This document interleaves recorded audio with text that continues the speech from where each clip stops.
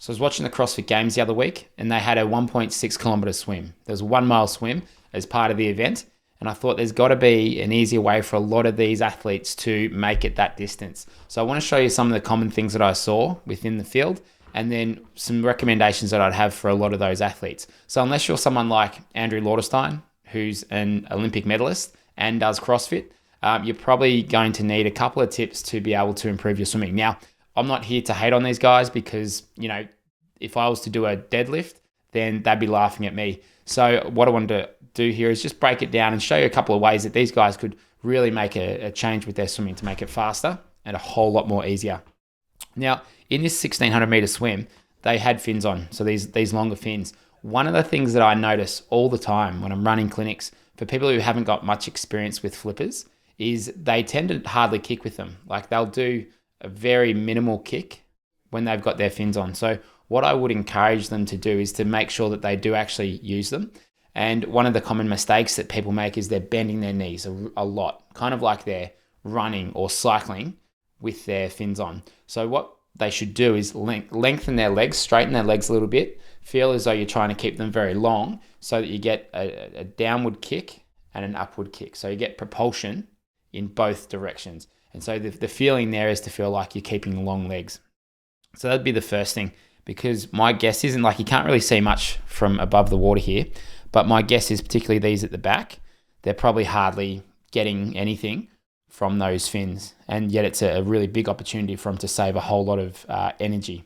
Now, the other thing that I noticed here with a lot of them was that they tended to, first of all, go out way too hard in the beginning. So watching these guys at the start, some of them are going at just trying to go way too quickly in the beginning.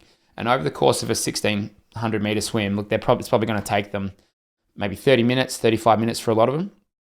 Keep the heart rate down in the beginning. If you jack that heart rate up, you're going to feel that lactic acid come in pretty soon, and then you're just going to tire, and you're going to have to kind of reset and get back to finding a steady pace. So a lot of them just went too hard in the beginning. The other thing that was really common as we get to this side view here is they seem to swim quite short for a lot of them. So what I mean by that is like a lot of them were coming in and entering super close to the head and then kind of going down. And they didn't look like they're getting much extension. So as we play this through here, so have a look at this from here, comes in right close to the head and seems to go down, pretty deep there. So what I'd encourage them to do is to go a little bit longer. So with your entry, you typically want to enter a little bit further out in front of the head and then have this distinct reach forward phase before you pull through. And it seemed like a lot of them were missing it. It was just like in short and hardly reaching. And so it's going to take you a lot more strokes. You're not going to be as streamlined, as efficient if you're doing that. So what I thought would be useful here is let's have a look at Dan Smith, which I'm sure a lot of you are familiar with. Got one of the best strokes I've ever seen. Let's have a look and see some of those traits that we would probably want to emulate for a lot of these CrossFit athletes. Now, being CrossFit athletes, generally, they're going to be pretty big in terms of muscularly, through the shoulders, through the arms, and wouldn't necessarily have great range of motion. I mean, I know a lot of them actually do with some of the exercises and the things that they're doing, but generally you'd think of them as being quite bulky through the shoulders. So what a lot of them would be best suited to would be a longer stroke where you tend to have a little bit more glide, especially if they're wearing fins. So a stroke that would be pretty similar to this is that we'd see with Dan Smith. So some of those key sort of attributes that we'd notice here is the hand entry is a fair way out in front of the head, not here like we were seeing with a lot of them. Then what they'd probably want to look to do is reach out and extend forwards in front of the shoulder. Reach for the wall, like this wall out in front of you, before you begin the catch, which is this next phase here. And that's where, if they were to get a little bit of like reaching forwards and rotating through their hips and through their shoulders there, they're going to save so much energy. Because my guess is, with a lot of them probably not having much experience in the pool, they're probably just putting a lot of effort into the arms and the legs. But if we can use the whole body to swim, and that means getting that reach here and the rotation through the hips and through the shoulders when you do that, then everything seems to connect a whole lot better and you can save so much energy that way. So we want to have that entry in the right spot, that reach forward out in front, before we then begin the catch in the stroke.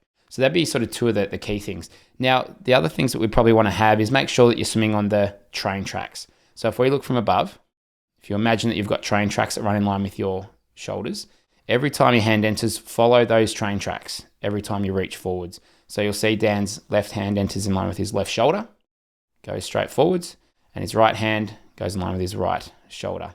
Now, what I would imagine a lot of them are probably doing that would be throwing them off a bit, I would imagine that a lot of them are probably crossing over. Really common to see, and especially if you're tight through the shoulders and perhaps a bit rounded through here, we often see that causes people to come across. So just making sure that they're swimming on the train tracks.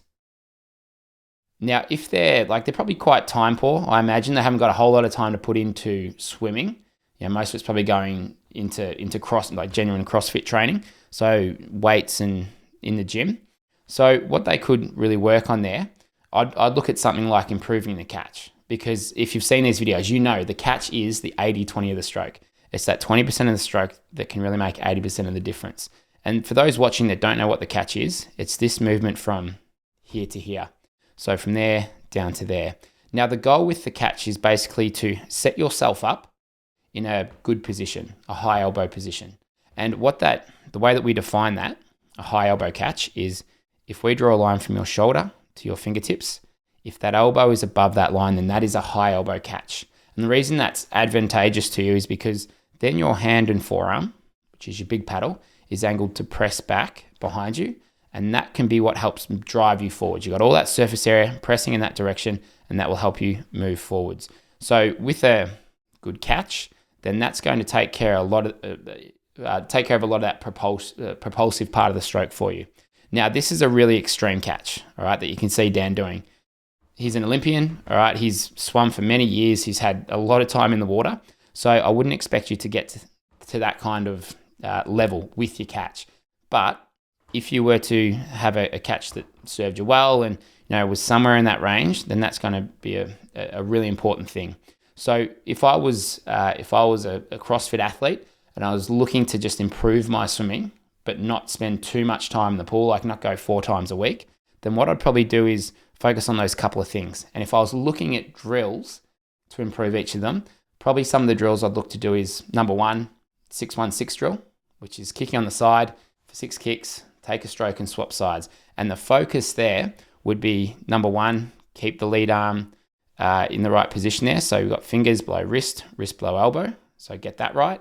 Make sure you're on the train track so that hand's in line with your shoulder, and make sure that your shoulders and your hips are on the side a little bit as you're doing that drill. That'd be the first thing. The other thing that we probably want to do there is when we swap sides, so when we come over with our recovery arm through here, make sure that you're entering in line with your fingertips out in front of the head instead of entering really close. And so you can kind of touch on all those things with that really basic 6-1-6 drill. And it's best done with fins on for that drill. So I think that drill could sort of cover a lot of your bases if you're a CrossFit athlete.